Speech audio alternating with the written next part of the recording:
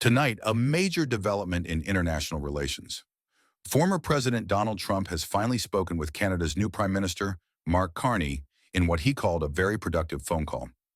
But is this the beginning of a new partnership or the first sign of a brewing storm? Stick around as we break down this crucial conversation, the timing, and what it means for the future of U.S. Canada relations. Trump took to Truth Social to announce the call, stating that he and Carney agree on many things and plan to meet in person after Canada's upcoming election. But the timing of this call has raised eyebrows. Why did it take 14 days after Carney's swearing in for this conversation to happen?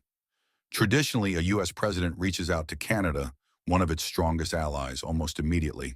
Could this delay signal a shift in the relationship? Sources close to the conversation suggest that topics range from politics to business and international trade. However, Trump also hinted at something much larger. He referred to Liberation Day on April 2nd, an ominous statement suggesting his broader worldview on international relations. He warned that countries benefiting from trade with the U.S., like never before, must now face a reckoning. And while he spoke positively about his talk with Carney, he also hinted at tough times ahead for some nations. But here's where things get even more interesting. Just a day before the call, Mark Carney made a stunning declaration. The old relationship we had with the United States is over. That's right. Canada's Prime Minister outright stated that the era of deep economic and security integration with the U.S. has come to an end. And now, within hours of that statement, Trump and Carney are having a productive conversation? What exactly does that mean? Throughout Trump's presidency and beyond, he often referred to Canada as the 51st state, and even referred to Trudeau as governor. But in this latest statement, he called Mark Carney Prime Minister Carney. A subtle shift? A sign of newfound respect? Or just an anomaly in Trump's ever-evolving rhetoric?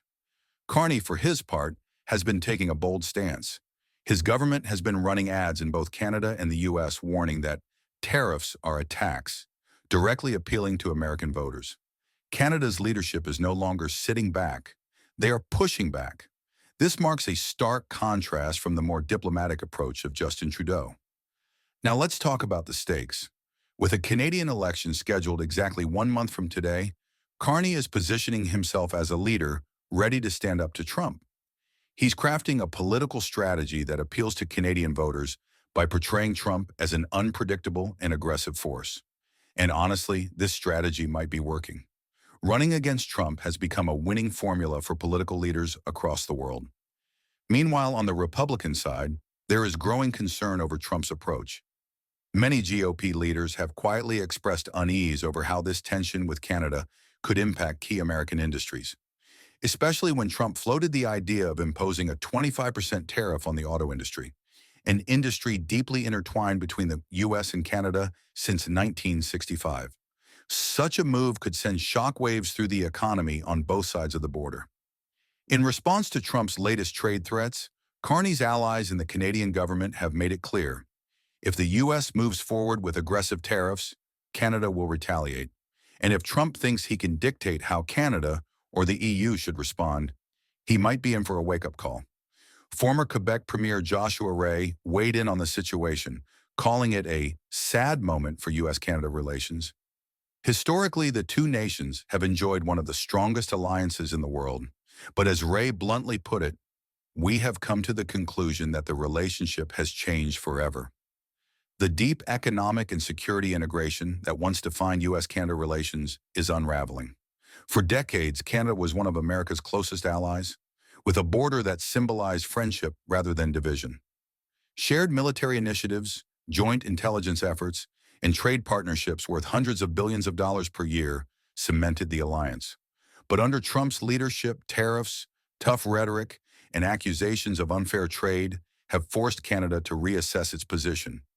Now, Canada is looking to new trade partners, diversifying its alliances and strengthening its ties with Europe and Asia. This shift could have long-term consequences for American businesses that rely on seamless trade with Canada. The question is, how far will this divide go? Trump's repeated references to Canada as the 51st state are no longer viewed as mere jokes. Some Canadians see them as a sign of disrespect, fueling nationalist sentiments and a push for greater independence from the U.S. Carney's strong statements make it clear that Canada is drawing a line in the sand, signaling that it will no longer tolerate being treated as an afterthought. So where does this leave us? Trump's call with Carney might have been productive, but does that mean things are actually improving? Or are we witnessing the beginning of a deeper divide between two historic allies? And more importantly, what happens after Canada's election? Will Carney double down, or will we see a shift in tone? One thing is certain, the U.S. Canada relationship is at a crossroads and the stakes have never been higher. The outcome of this tension could reshape North American politics for years to come. And with Trump's unpredictable nature and Carney's new leadership style, we could be in for a series of major developments in the coming weeks. The question now is, who will make the next move? Will Trump escalate his rhetoric, or will Carney take an even stronger stand? We'll be keeping a close eye on this evolving situation, so stay tuned for more updates as this geopolitical chess match unfolds. If you found this analysis insightful, be sure to comment down below with your thoughts on the future of U.S.-Canada relations.